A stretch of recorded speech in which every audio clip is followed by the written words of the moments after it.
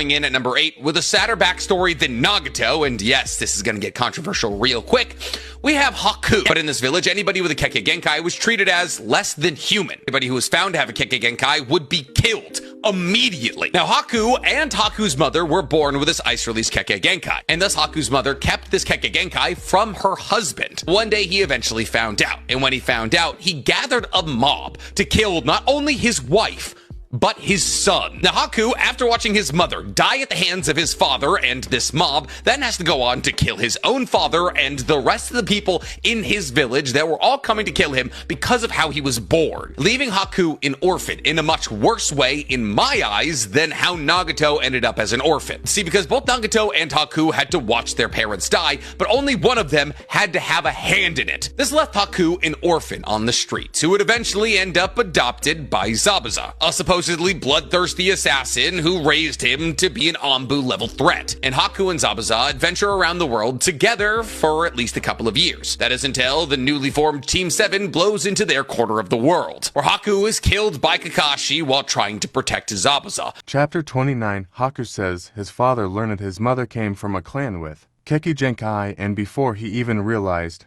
what he was about to do, his father had died by his hand, and then it came to him. He knew what he was, and he was forced to accept it, which was the most painful thing, accepting that he was alone in the world and superfluous, unwanted and shunned. Nothing says a mob and Haku's father killed his mother, nor does it say Haku killed a mob. All it said is Haku's father killed his mother, and he killed his father. The mob showing up to Haku's house with father to attack Haku's mother, and Haku is anime only, it's not shown or stated anywhere else. Haku and Zabuza don't adventure for a couple of years. Haku leaves Mist with Zabuza. For years before being killed, Haku is found by Zabuza. Years before they left the Mist village,